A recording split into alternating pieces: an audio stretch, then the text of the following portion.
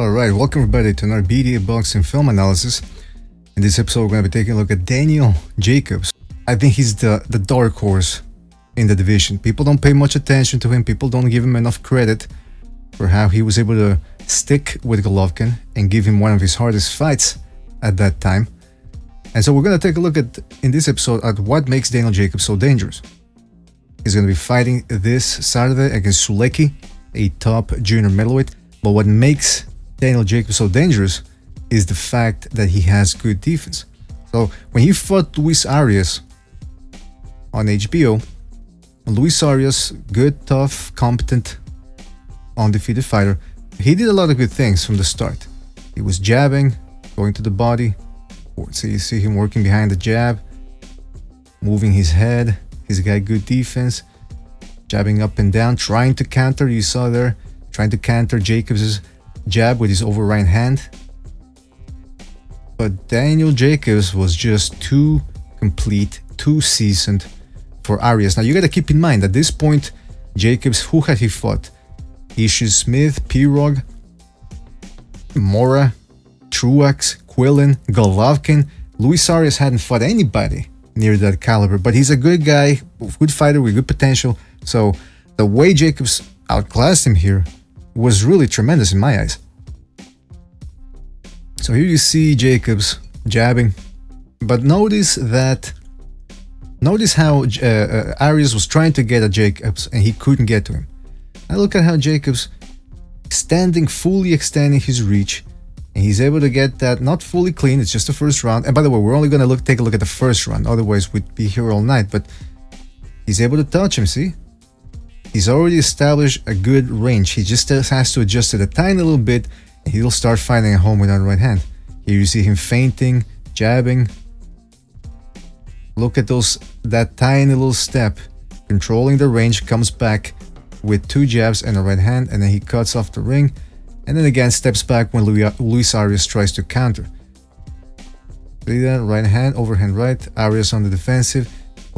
Jacobs cuts off the ring, so he can fight on the outside, as you saw against Golovkin in the early rounds, or for most of the early rounds, like the first 6, 7, 8 rounds, before he really started to stand his ground. But see, you can see him coming forward and cutting off the ring, and now Arias tries to catch him. See that little hop there? Just a tiny little step. Remember, boxing, game of inches, and he's in position to counter. And look at him, he's observing Arias, intense focus. He's looking for countering opportunities. There you see Arias trying to get to him. He couldn't do it. Meanwhile, Jacobs, when he wants to, he catches him with a jab, or at least he's able to reach him. Here again, footwork. Here he stepped up back a little too far, but again, it's just the first round. He's still, both guys, it's a filling out run. But already you can see who's dominating the ring generalship. And even when Arias gets closer, you see Jacobs doing a good job of rolling with the shots. And he didn't even move back that time. He was just rolling with the shots. Here you see Jacobs. This is where the distance pays off. Look at this. Hold on a second. See that he's working the jab, measuring the distance. Arias tries to come in. Jacobs steps back, circles around. Arias overshoots the distance and he catches the right hand. We're going to look at that in slow motion again here from the replay. Look at this. See? Using that forearm to holding him in place. That's illegal, but hey, the ref doesn't catch you, like I always say. Go for it. And he catches him with a right on the temple. That's Jacobs' power. That's the type of power he has. He can catch you on the temple side, head to head, whatever. He's going to hurt you. Here he tries to go for the kill. Good body punches. Now, one of the criticisms that I do have about Jacobs is that when he tries to finish a fight, he tends to go a little wild. A little bit of a Deontay Wilder imitation right there, if I may say so. But still, power punching. And he used that windmill to stop Peter Quillen, so hey, obviously it's working. Look at this defense.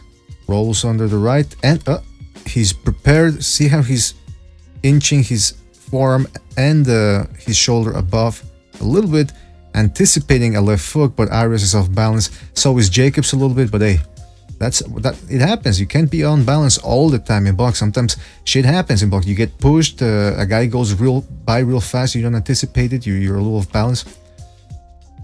Again, controlling the distance, cutting off the ring.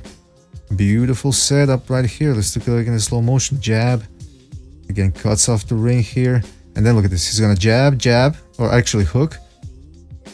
A little, just a feint with that right uppercut. Luis Arias on the defensive, not countering. He's reacting to everything that Jacobs is doing. He's on the defensive. Ring generalship right there, ladies and gentlemen. So you see Arias, you know, he reacts to the uppercut. That's why he leans back. Now he's expecting the right, which is true. It's coming, but Jacobs with this left is measuring him and catches him again on the left side, on the temple. That could have been lights out too there. Well, not lights out, but he could have taken off his equilibrium and stopped him. And look at how he drives, Jacobs does, the right hand, putting all his weight, turning it in the punch over. Wow. Beautiful move there to set up that right hand. Again, defensive. He rolls with the right. Actually got, I think this time Jacobs might have caught a little bit of it on the side. I actually think he rolled with it mostly. Boom, rolls with the right, immediately lurches up while twisting his body a little bit to his left in order to roll with a left hook if it comes. Obviously that left hook didn't fully come, it was just more like a little tap there. And then, let's see, he feels the left on his right hook, on his right glove, and immediately gets ready for a right hand that never comes from Luis Arias. Very good defense. Charlo, he's a good fighter, lots of potential. Offensively, he's fantastic, but I don't see him doing the type of defensive stuff that Jacobs is showing you right now. Again, look at this control of the distance and cutting off the ring, and again, setting up that right hand. So you see the distance here. First of all, look at this beautiful, I mean, he hops in, and if he would have thrown the right, he would have found the mark, but obviously Arias doing a good job of keeping that left hand up. He already got hit a couple of times with that right hand. Obviously, that's why he's keeping it up. Doesn't want to taste that power again. Look at immediately, Jacobs cutting off the ring, showing you that he can cut off the ring and chase a guy down. And then he leans to his left, giving Arias a different look, changing angles. Taps him with the right. Jab. Meanwhile, Arias, he doesn't know what's coming. Oh, he's reacting to these little taps. Meanwhile, compare and contrast that to how Jacobs was reacting to Arias' offense. He was just blocking, taking little steps back. Meanwhile, Arias is on the ropes. He's flinching, he's reacting, moving excessively to every little tap that Jacobs throws. So he jabs, Arias dips down, way below or almost at the waist level, which is a big no-no. In boxing, I think that's illegal. But he leaves himself open. The glove isn't even covering his chin.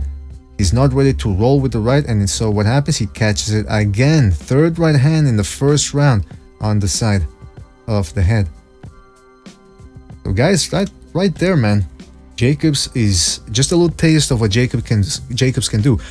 Arias was able to survive 12 rounds because he's got good defense, but offensively, he couldn't do anything against Jacobs. And Jacobs, you saw what he did against Golovkin. I thought he lost about 8 rounds, plus the knockdown. I guess you could give Jacobs 5 rounds if you wanted to. But here's the catch. Golovkin is getting older. Jacobs is at his peak right now. I think he's peaking. Alright, his peak. And he might still be get better. He might still be improving. Defensively, offensively, he's got it all together. He can make you miss, make you pay. As you saw, he can cut off the ring. Charlo, who has he really fought compared to Jacobs? Austin Trout, good win, okay. Cornelius Bondrich, Hugo Centeno, Julian Williams is his best win. But Jacobs brings a lot of things. I would love to see that fight, Charlo versus Jacobs. You know, people are saying that Golovkin is avoiding Charlo. let's see Charlo in against Jacobs first, or Bill Joe Saunders. Hell, even David Lemieux.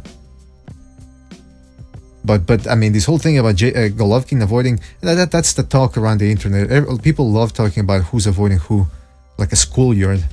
But anyway, guys, that was a BDA Boxing film analysis. You tell us, what do you think about Jacobs? Am I overrating him? Are most people underrating him? Can you see the skills that we just displayed on the screen here for you? So leave your comments, please. Always appreciate it. Tell us what we got right, tell us what we got wrong. Don't forget to like and subscribe. Subscribe to BDA Live, or sister channel where we hold our live podcast. Take care, folks.